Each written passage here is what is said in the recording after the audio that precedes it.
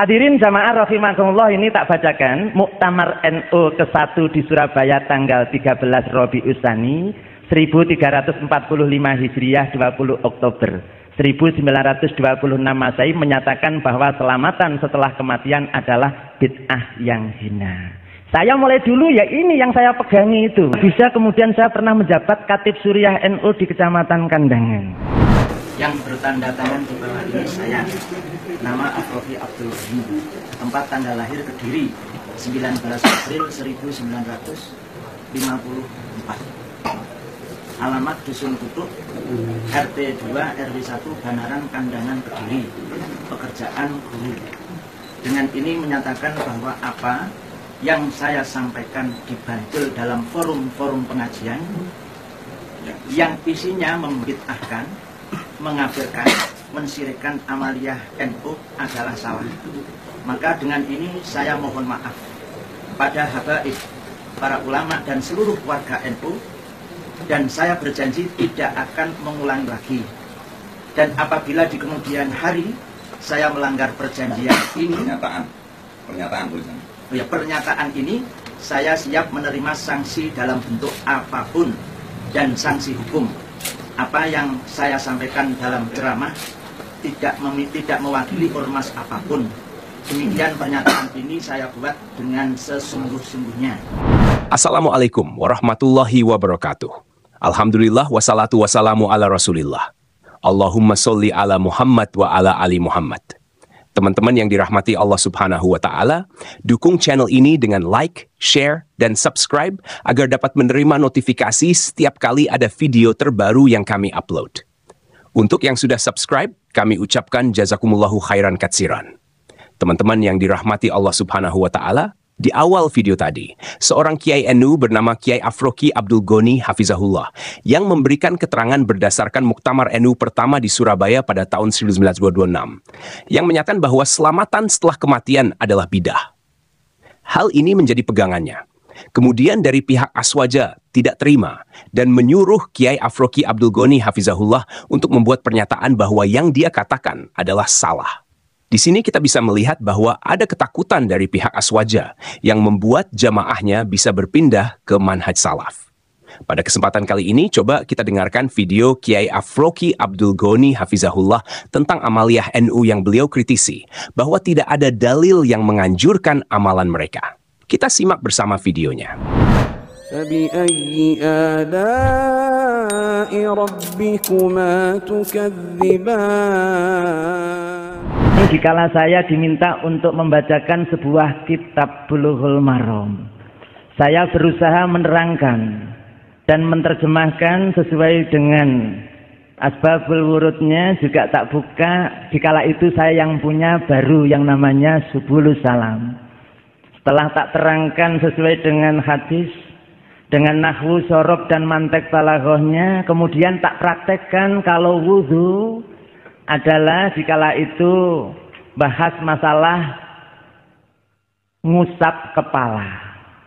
Saya contohkan dari depan ke belakang, sudah cukup.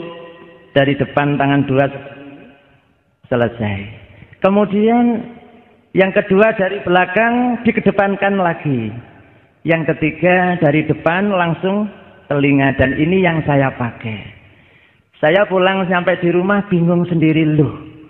Saya nerangkan sesuai dengan hadis yang Rasul contohkan dari berbagai riwayat dan beberapa hadis seperti itu. Tapi wudhu saya kok gini? Kok seperti kinjeng cewek? Saya bingung sendiri. Akhirnya saya tanyakan dengan orang-orang yang benar-benar ngerti agama. Saya nanya, sebetulnya yang benar ini wudhu saya dulu apa hadis ini? Dia menjawab, yo hadisnya ya masuk pinter sampean karo Nabi. Akhirnya saya harus berubah. Yang lain juga demikian pula. Dikala saya menerangkan tentang masalah sholat, dikala takbir setara dengan bahu, kemudian menaruhnya tangan kanan ditempelkan tangan kiri dan ditempelkan di dada. Yang kedua, ini bisa setara dengan telinga, kemudian tangan kanan memegang pergelangan tangan kiri, bersedekap ditaruh di bawah dada di atas pusar. Yang ketiga, bisa menggabungkan antara telinga dan bau, kemudian menaruhnya, bisa tangan kanan untuk memegang lengan ini, kemudian seperti itu. Tapi yang saya amalkan kok kadang-kadang pakai gini, tapi naruhnya kanan dulu jadinya muter. Ini tak cari dasarnya sampai saat ini belum ketemu yang muter seperti itu. Mungkin hadirin tahu hadisnya, tolong tunjukkan saya tak begitu lagi gitu ya. Karena saya belum menemukan dasar sehingga saya tinggalkan. Dan ada lagi saya juga mengangkat tangan, kemudian tidak sekedar muter tapi penceng gini. Iya, ternyata itu tak cari dasarnya sampai sekarang yang sahih nggak ada. Kemudian tak tinggalkan. Demikian pula saya nyari hadisnya masalah pujian sebelum iqamah setelah azan, sampai saat ini juga belum tak temukan. Demikian pula masalah zikir di komando juga belum tak temukan. Akhirnya itu saya terus mengharuskan saya berubah walaupun sudah terlanjut rambut saya ini berubah menjadi putih. Jan yang ganteng kayak sampean Mas. Saiki berhubung rambutnya putih ya hilang gantengnya. Hadirin jamaah rahimakumullah, dan saya berubah itu sampai di masjid saya ini nggak pakai wiritan di komando, beduknya juga nggak dibunyikan, tapi masih ada sampai sekarang. Dan tidak pakai pujian nggak jadi masalah, nggak digegeri wong. Giliran saya mulai tidak mau menghadiri acara 3 harian, tidak mau menghadiri acara 7 dinan, ternyata tak cari hadisnya selamatan 7 harian nggak ketemu. Yang ada 7 harian itu ternyata sepasaran bayi yang di Jawa yang menurut Islam adalah akikoh. Itu tak temukan. Ya. Kemudian yang selamatan mulai 3 hari sampai haul, sampai di buku ini yang ditulis oleh teman kita yang alumni Pondok Langitan namanya Mahrusali. Iya, di buku ini ditulis, ya, saya kalau nggak pakai kacamata ini nggak kelihatan. Biyen yo tajem nyawang wong ayu ngono iso. Sekarang nggak bisa kalau nggak pakai kacamata. Makanya saya nggak pakai. Saya khawatir nanti roh wong ayu. Iya. Kalau baca saja pakai kacamata. Hadirin jamaah rahimakumullah, ini tak bacakan Muktamar NU ke-1 di Surabaya tanggal 13 Rabiul Tsani 1345 Hijriah 20 Oktober 1926 Masehi menyatakan bahwa selamatan setelah kematian adalah bid'ah yang hina. Saya mulai dulu ya ini yang saya pegangi itu. Ternyata saya tadi bawa juga orang yang sangat berjasa dengan Hindu di tempat saya sana, namanya Pak Slamet. Tadi yang jalan pakai pakaian putih tadi. Iya. Dia mengatakan selamatan syirik. Saya nggak terima kalau dikatakan itu syirik setelah dia ngaji, kemudian tahu Islam.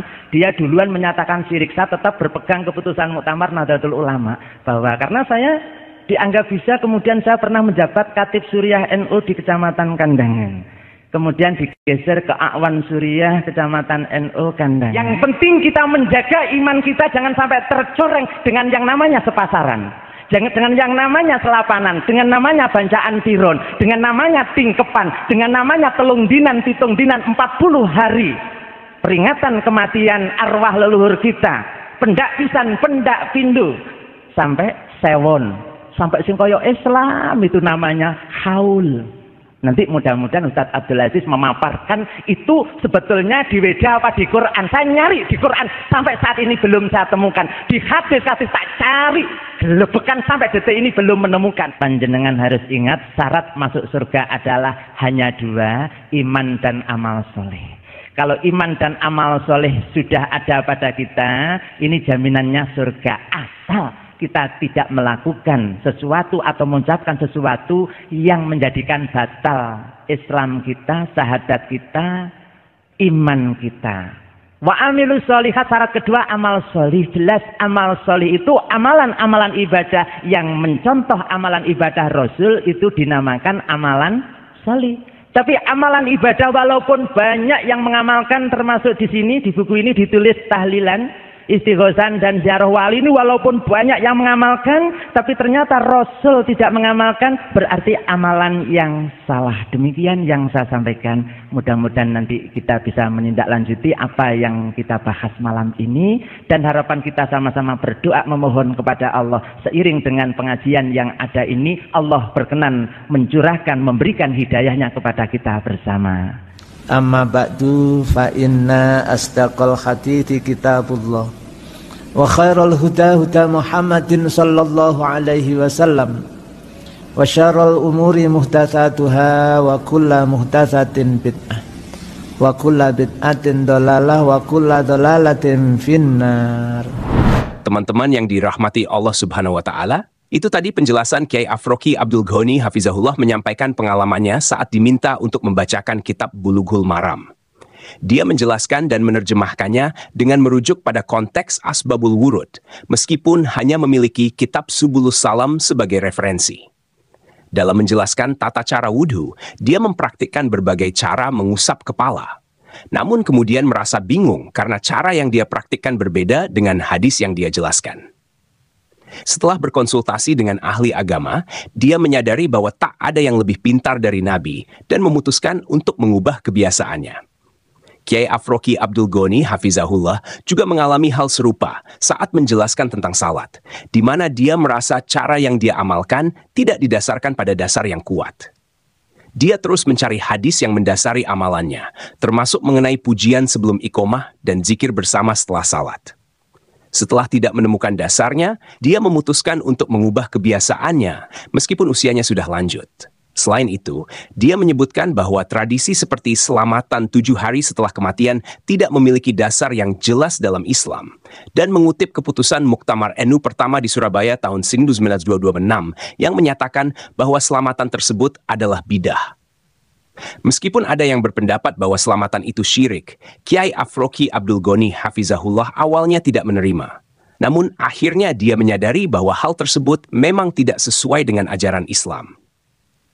Sebagai mantan khatib Suriah NU di Kecamatan Kandangan, Kiai Afroki Abdul Ghani Hafizahullah selalu berusaha menjaga iman dan amal salehnya dari tradisi yang tidak memiliki dasar kuat dalam Islam. Dia menekankan pentingnya menjaga iman dan amal saleh, serta mencontoh Rasulullah SAW dalam amal ibadah. Karena menurutnya, amal yang tidak dicontohkan oleh Rasulullah SAW bukanlah amal yang saleh. Semoga video yang kita bagikan kali ini dapat memberikan pencerahan bagi kita semua. Wallahu alam. Barakallahu fikum. Wassalamualaikum warahmatullahi wabarakatuh.